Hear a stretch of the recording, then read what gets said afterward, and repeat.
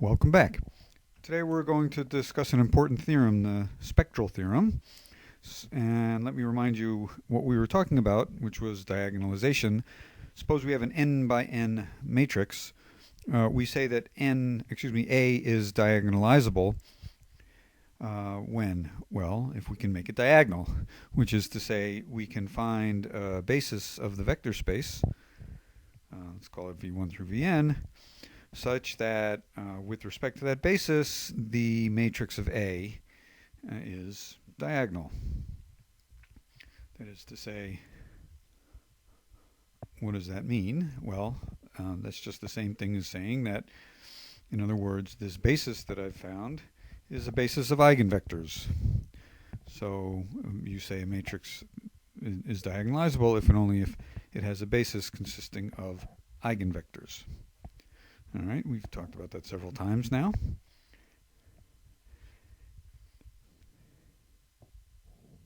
And if the eigenvalues are lambda 1 through lambda n, then what we're saying is that in this basis, the matrix becomes lambda 1 through lambda n, and this matrix S is given by taking the vectors v as the columns.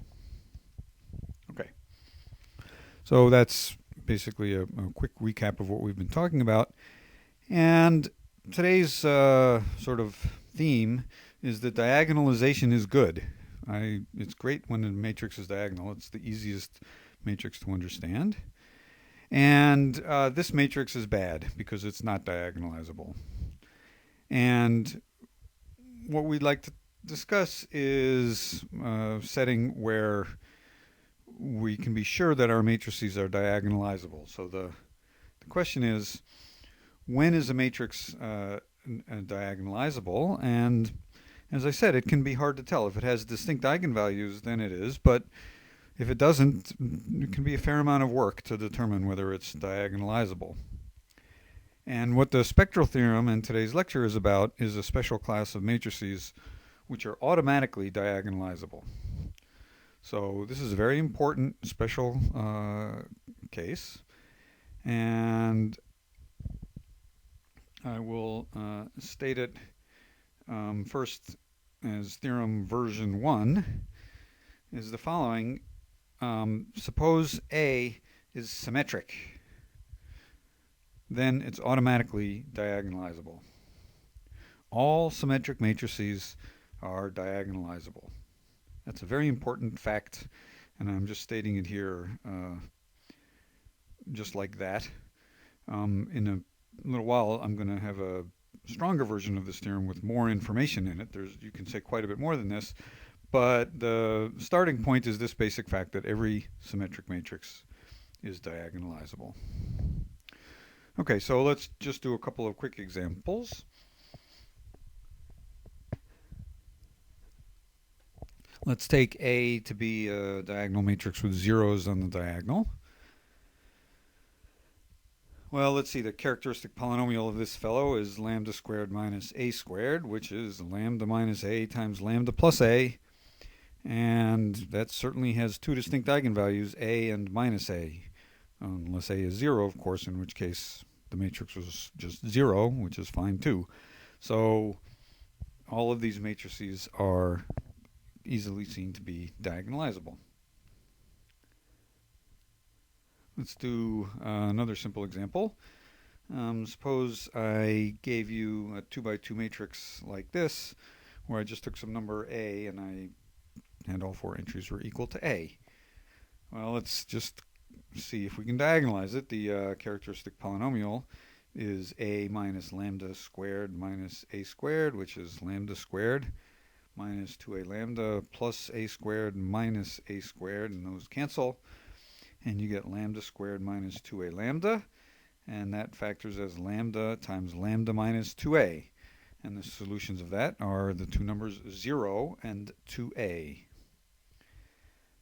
And again, they're distinct, unless, of course, a is 0, in which case you just have the 0 matrix. So, again, all of these are diagonalizable.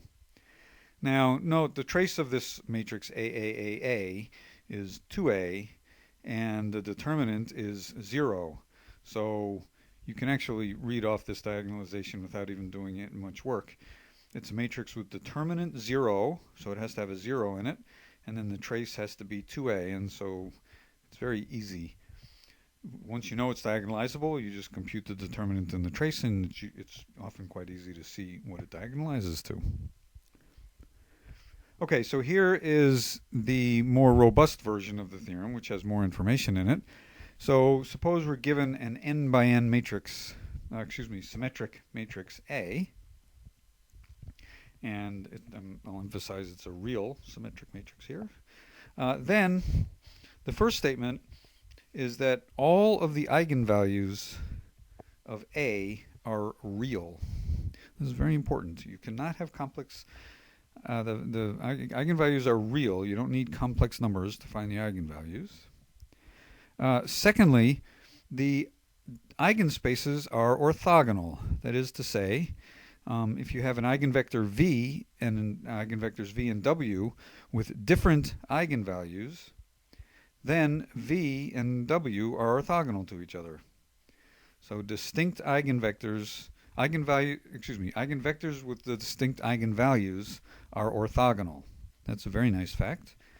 And finally, you can find basis v1 through vn of the vector space with the following properties. Well, first of all,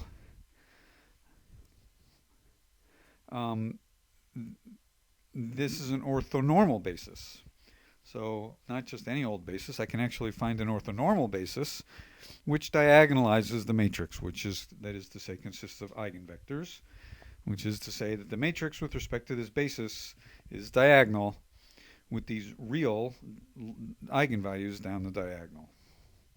So that's extremely nice. There's a lot of nice properties here. You have an orthonormal basis, the eigenvalues are real, the distinct eigenvectors are orthogonal. It's a lot of sort of nice structure which shows you that symmetric matrices behave pretty nicely. So let's do a quick example. Let's go back to our example like this. Let's see, what are the eigenvectors? Well, we saw there were two eigenvalues, A, and a moment's thought tells you that for the A eigenvector, you can take the vector 1, 1. And the other eigenvector eigenvalue is minus A, and for that you can take the eigenvector 1, minus 1. And indeed, these are orthogonal. So there's an orthogonal basis, and you just have to normalize it to make it orthonormal. You take the basis 1 over radical 2, 1, 1, and 1 over radical 2, 1 minus 1. That's an orthonormal basis of the space consisting of eigenvectors, which diagonalizes this matrix.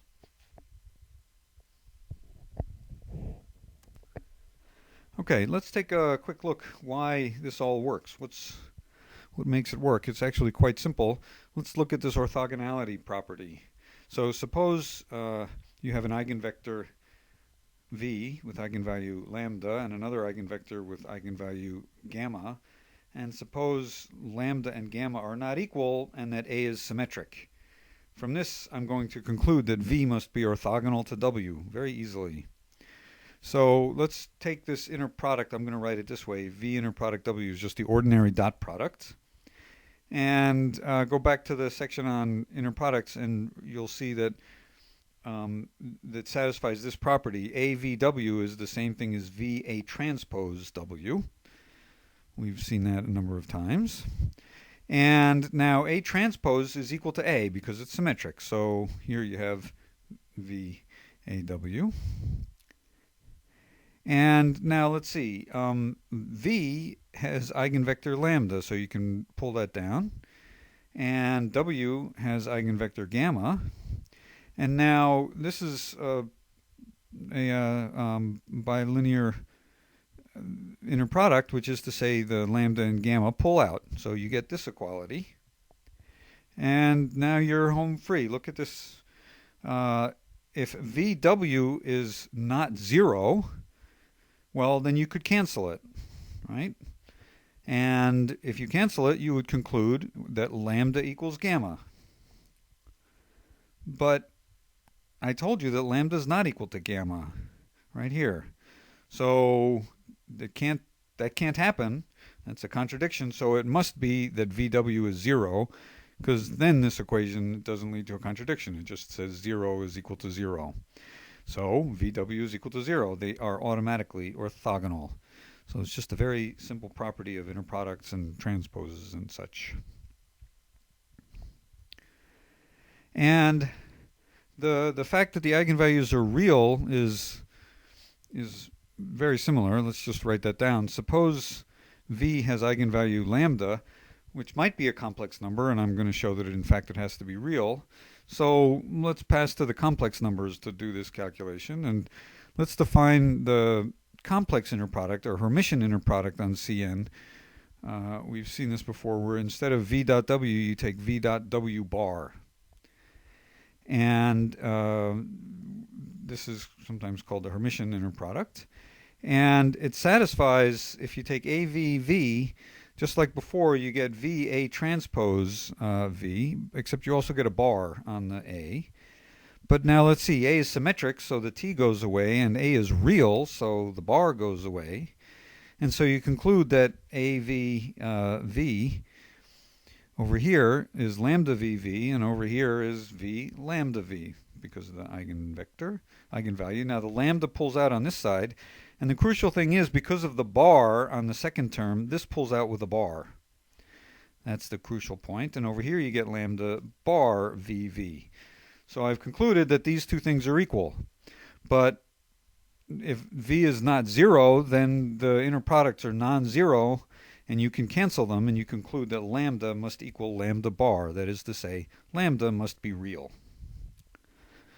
And that's all there is to it. So that's why the spectral theorem is true. That's most of the proof of the spectral theorem. And so the conclusion is, I'll just remind you of the theorem again. It says if you have a symmetric matrix, then you can find a basis which diagonalizes it. And not only that, but the lambda i's are real. And the basis can be chosen to be an orthonormal basis. That's extremely useful. Okay, now that I've said it that way, that basically leads directly into the statement of the spectral theorem. So here it is. The spectral theorem says the following. You start with an n by n real symmetric matrix.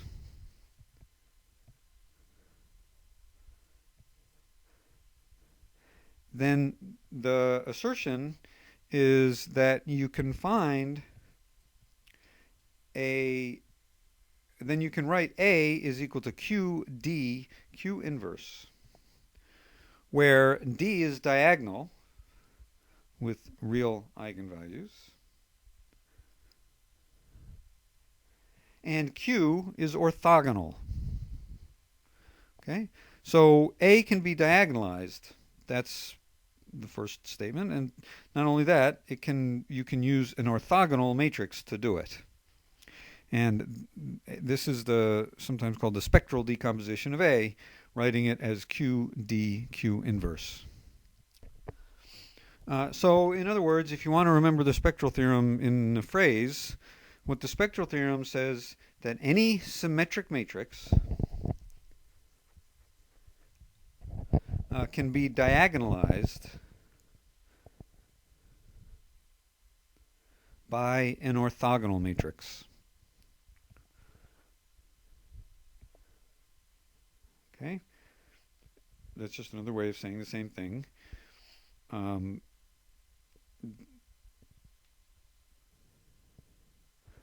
orthogonal matrix is Q, and the diagonalized matrix is D.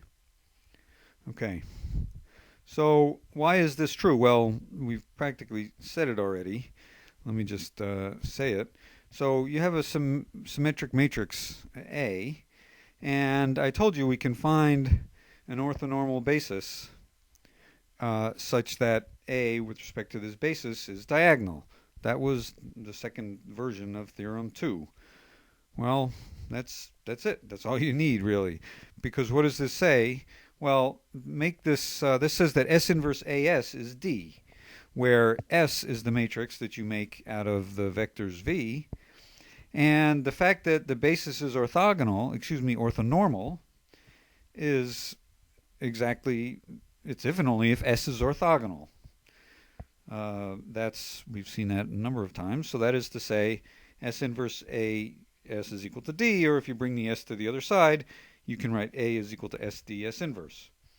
And, well, in the theorem I just took Q is equal to S. S is orthogonal, and so I write A is equal to Q D Q inverse, and that's the theorem. So it's really nothing more than version 2 of the theorem, where you bring the change of basis matrix into the picture. Okay, so let's do a couple of examples. Let's take my matrix like this. I saw I could choose my orthonormal basis to be like this. And so I take Q to be, I make V1 the first column, and I make V2 the second column. And then I have that Q inverse AQ is going to be diagonal. Let's check. If I write down Q inverse AQ, let's see, Q inverse, I'll let you check that that's like this. Actually, Q inverse is equal to Q. But anyway, that's Q inverse times A times Q. And if you multiply it out, what do you get? You get, you can pull the radical 2's out front to make it 1/2. And then you get, let's see, A minus A. And when you multiply it like this, what do you get? You get 1/2 times 2A, 0 minus 2A, which is my diagonal matrix A minus A. So that's a simple example. All right, I think that's a good place to stop.